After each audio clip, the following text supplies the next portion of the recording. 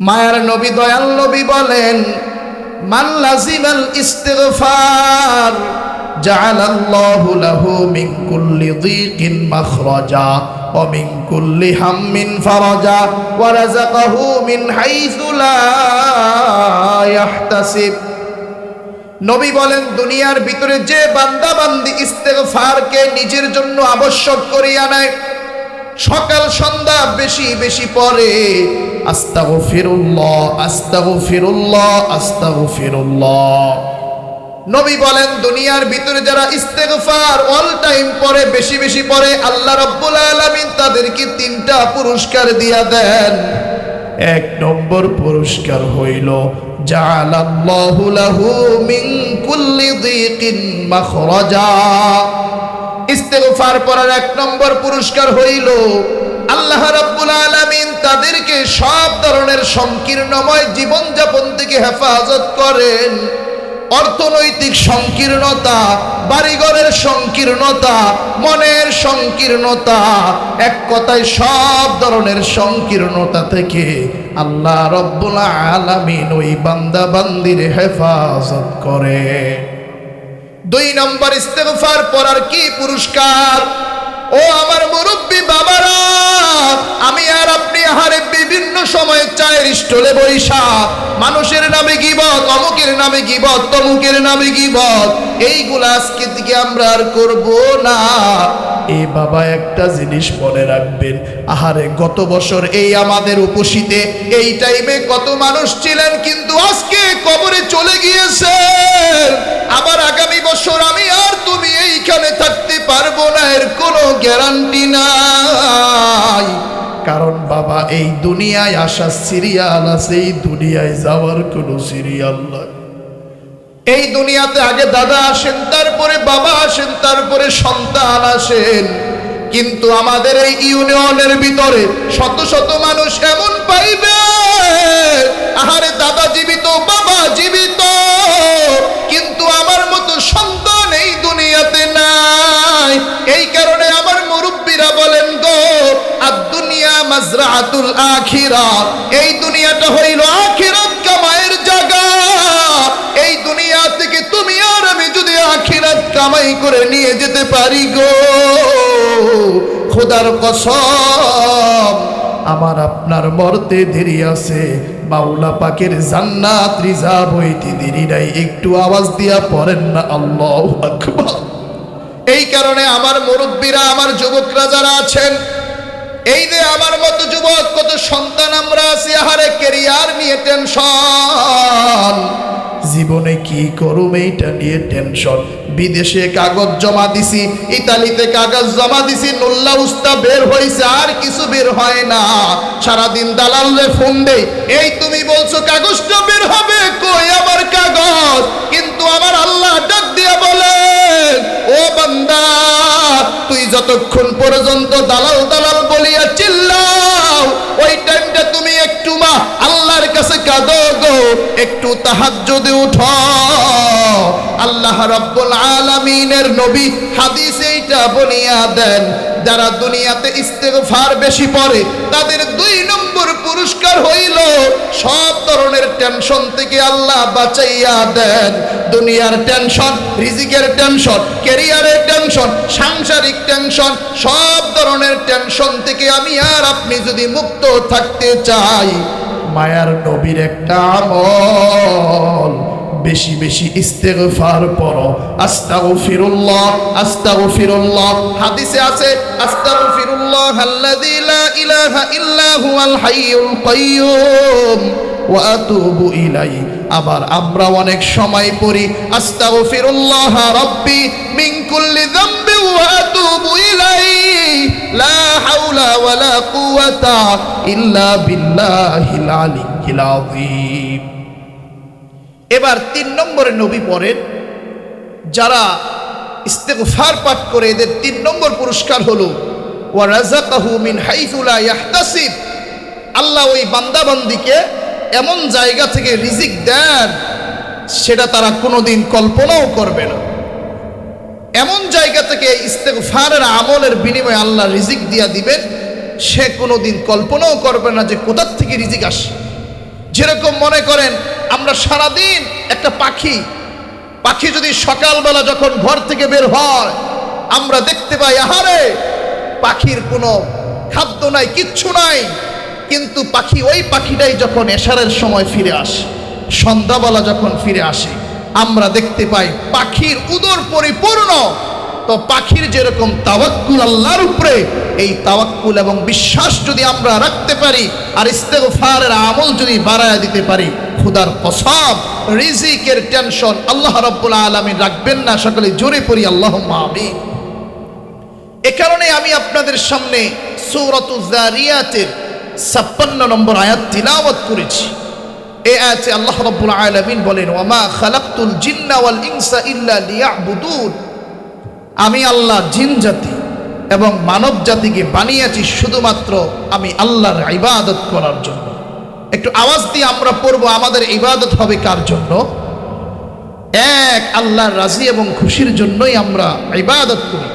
এই মুসলমানের কল্লাটা দুনিয়ার যত ক্ষমতাশীল হোক না কেন, এই মুসলমানের কল্লাটা দুনিয়ার কারো সামনে নত হয় না। এই মুসলমানের কল্লাটা একজন আরশে আজিমের কাছে নত হয়।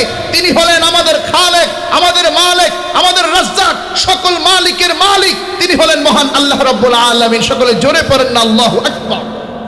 তো সেই আল্লাহ রাব্বুল আলামিনের জন্য আমাদেরকে আল্লাহ বেশি বেশি আমল ইবাদত করে আমাদের জিন্দেগিকে সুন্দর করার তৌফিক দান করুন। সকলে জোরে পড়ি আল্লাহুম্মা আমিন।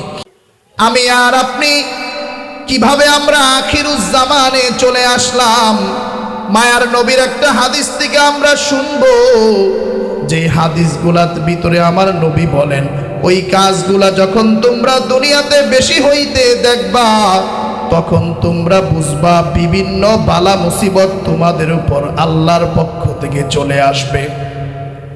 এক নম্বরে নবী বলেন, ইদাল আমানাতু মাগনামাম, শেষ জামানায় আমানতের কোনো দাম থাকবে না।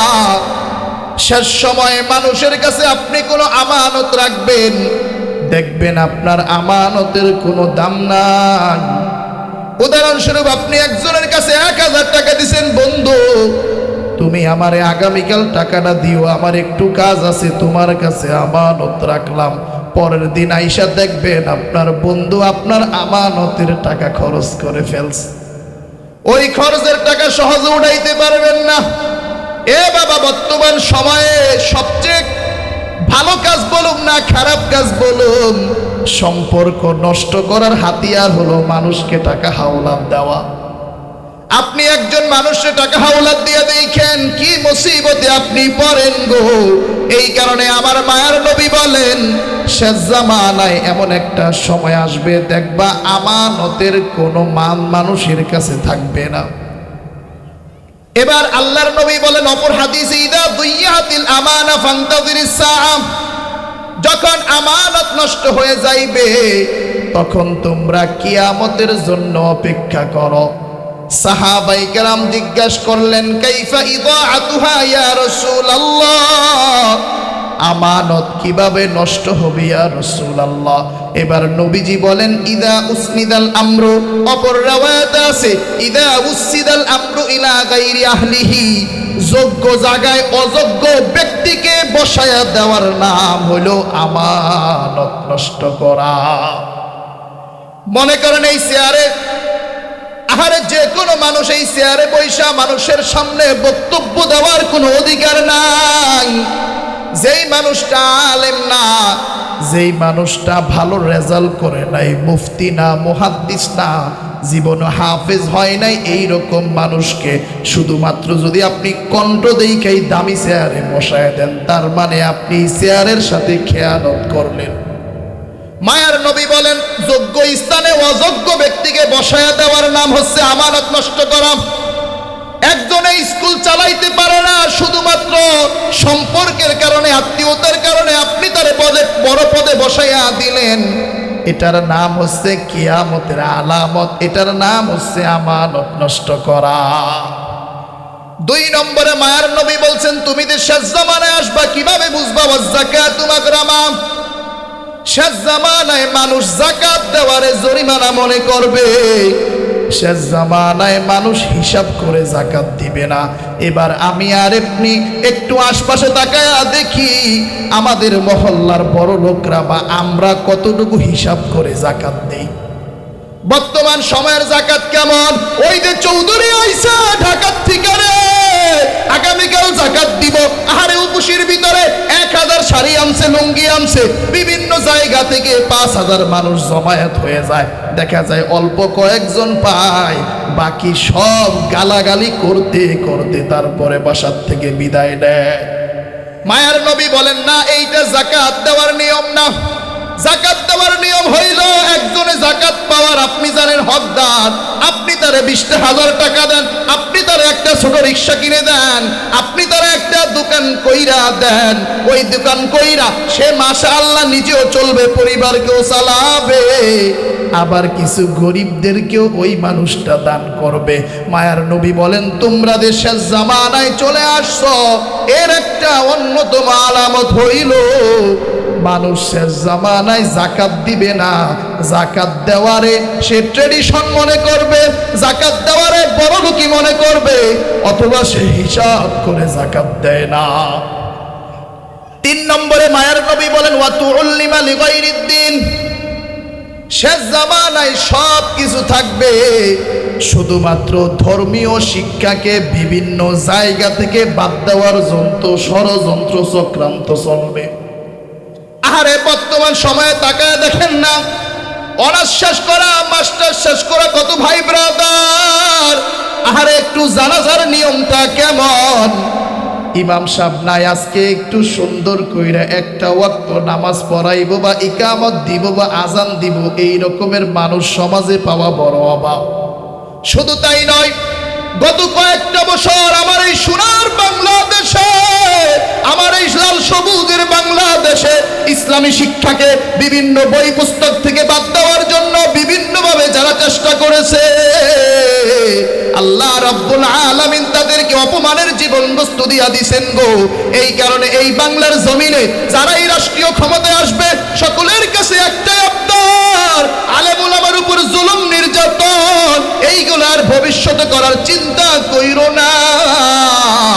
ইসলামী শিক্ষাকে, হযরত ওমরের জীবনীকে, হযরত আবু বকরের জীবনীকে আবার সুন্দরভাবে পাঠ্য বইয়ে অন্তর্ভুক্ত করো। কারণ একটা জিনিস মনে রাখবেন, এ বাবা, বাংলাদেশের মানুষ আমরা যেই দল করি না কেন গো, আমাদের সকালটা শুরু হয় আল্লাহু আকবার দিয়া, আমাদের সন্ধ্যাটা শুরু হয় আল্লাহু আকবার দিয়া। এই কারণে আজকের এই মাহফিল থেকে আপনাদেরকে বইলা যায়, আপনার ঘরে একজন সন্তান, আপনার ঘরে 2 জন সন্তান, একজন সন্তানকে অন্তত পক্ষে মাদ্রাসায় পড়ানোর জন্য চেষ্টা করেন রে বাবা। অন্তত পক্ষে আমার আপনার মারা যাওয়ার পরে একজন ভাড়া করে যেন হুজুর না আনা লাগি গো, আমার আপনার সন্তানে যেন কবরস্থানের সামনে দাঁড়ায়া আল্লাহর কাছে বলতে পারে রব্বির হামহুমা কামা রব্বায়ানি সগীরা। আল্লাহ গো, আপনি আমার মা বাবার গুনাহ খাতা মাফ কইরা দেন। আমার আপনার জন্য যেন চোখের পানি ফেলতে পারে এই রকমের একজন সন্তান রেখে যাওয়ার জন্য আমি আপনাদেরকে আবদার কইরা যাই, আমার আপনার ফ্যামিলি থেকে একজনকে হলো আল্লাহ রাব্বুল আলামিন কোরআনের পাখি বানানোর তৌফিক দান করুক। সকলেই জোরে পড়েন না আল্লাহুম্মা আমিন।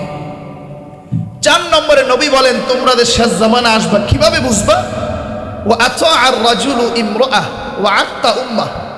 মানুষ মায়ের চাইতে বউরে বেশি মহব্বত করবে, বিভিন্ন কথায় মাকে কষ্ট দিবে, কিন্তু অপর দিক দিয়া নিজের স্ত্রীর কথায় সব কিছু মেনটেন করে সংসারকে চালাবে।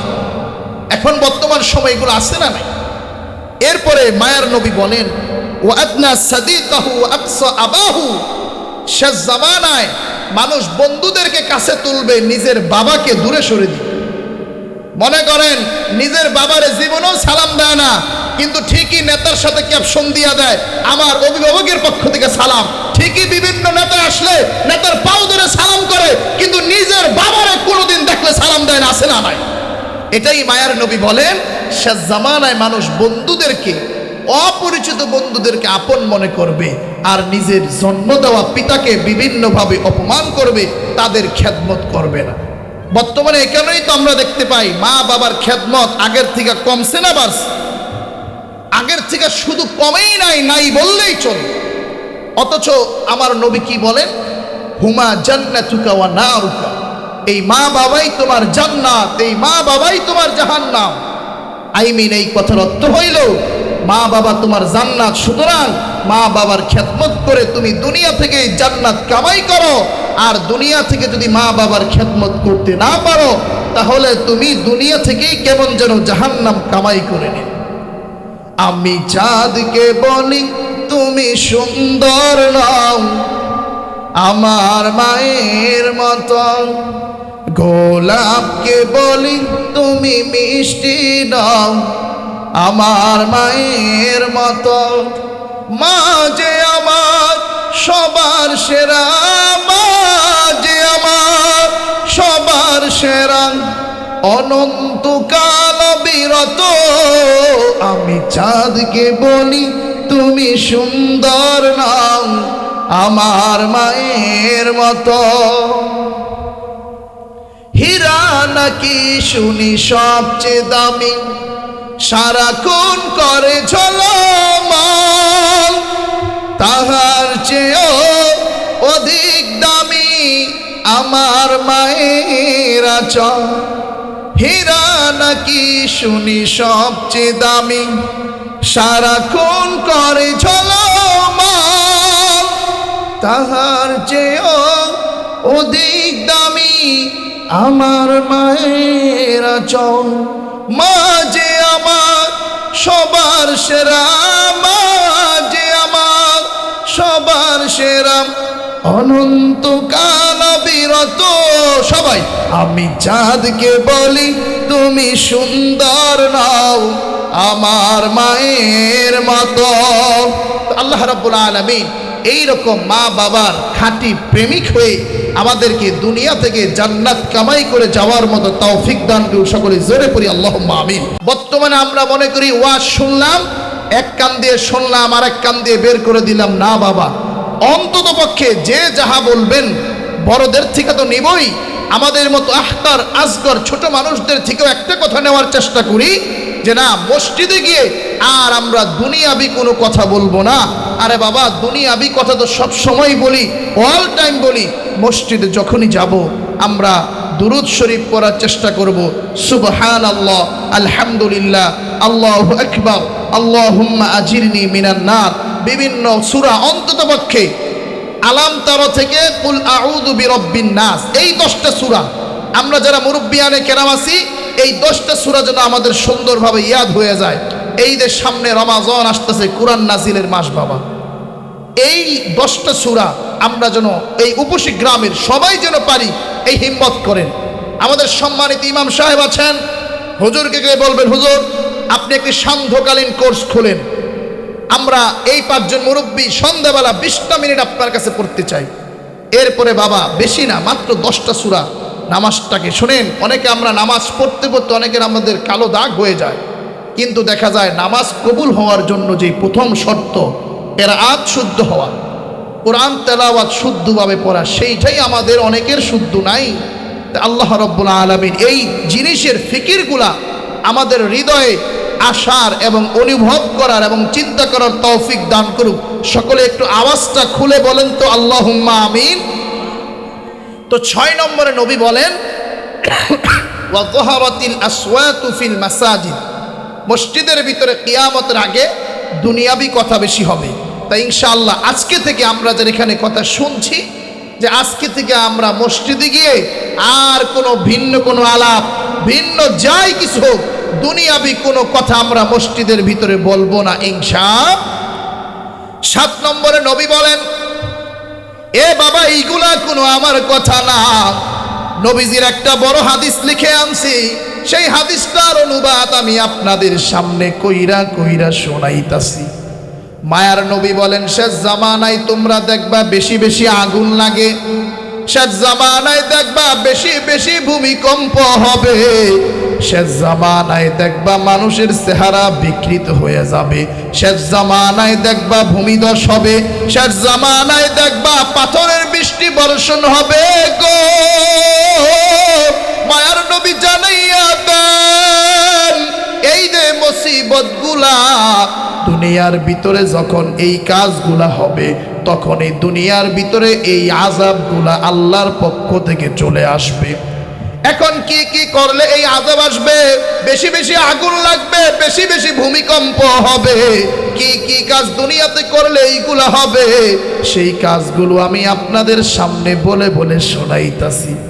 7 নম্বরে নবী বলেন ওয়াসাদাল কাবিলাতা ফাসিকুহুম, এলাকার ভিতরে গোত্রীয় নেতা হবে যেই মানুষটা সুদখোর, ঘুষখোর, সব চাইতে বড় সাদাবাজ। এই রকম মানুষ কিয়ামতের আগে সমাজের নেতা পেতা হবে। এই কথাটা অনেকের, আমারও গায়ে, অনেকের গায়ে লাগতে পারে, কিন্তু না বাবা,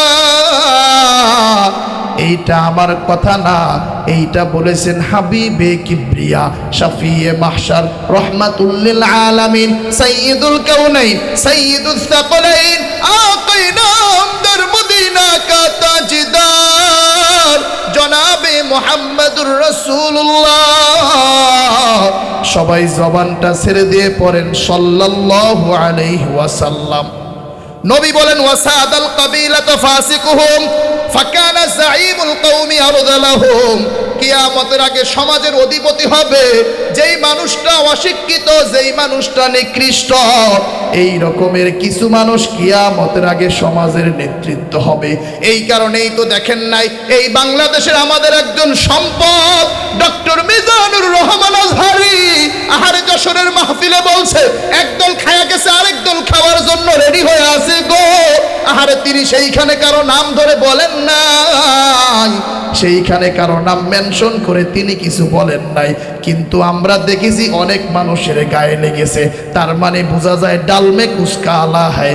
এই কারণে ইমানদার মুমিন মুসলমান আমরা আল্লাহর কাছে দোয়া করব, আল্লাহ ওয়াজআলনা লিল মুত্তাকিনা ইমামা। মুসলমান হিসেবে আমাদের কাছে আল্লাহর কাছে একটাই দোয়া করতে হবে, আল্লাহ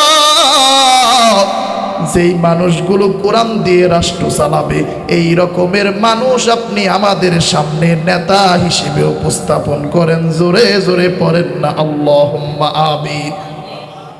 এরপরে মায়ার নবী বলেন শেষ জামানা আরো কি বাড়বে, ওয়া উকরিমার রাজুলু মাখাফাতা শাররিহি, মানুষকে তার ভয় থেকে বাঁচার জন্য সম্মান করা হবে, মানুষকে তার অনিষ্টতা থেকে বাঁচার জন্য সালাম দেওয়া হবে।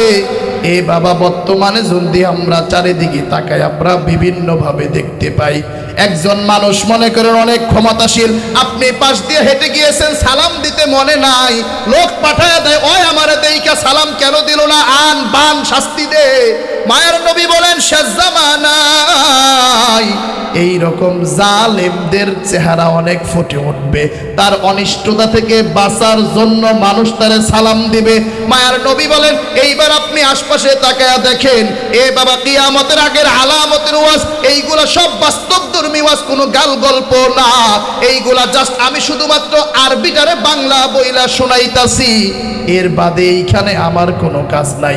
এই কারণে যদি কেউ এমন থাকি যে মানুষকে আমরা সালাম দিব না, এই রকমের মন মানসিকতা যদি থাকে, আজকে থেকে আমরা চেঞ্জ করি। আমাদের নিয়ত থাকবে আমরা মুসলমান, কখন দুনিয়া থেকে চলে যায় আমাদের কোনো ঠিকানা নাই, আহারে আমাদের কোনো ঠিক নাই। এই কারণে আজকে থেকে আমরা নিয়ত করব আগে সালাম দেওয়ার আগে আমি নিজে সালাম দিব, আসসালামু আলাইকুম। সালামটাও শুদ্ধভাবে দিতে হবে, আসসালামু আলাইকুম, আসসালামু আলাইকুম। অনেকের আমরা কি করি যে ইসলাম আলাইকুম, কি দে ইসলাম আলাইকুম। শোনেন, আসসালামু আলাইকুম মানে তোমার উপর শান্তি বর্ষিত হোক। আর এটা যদি আমরা অশুদ্ধ ভাষায় দেই এই শান্তির দোয়াটা কিন্তু হলো না।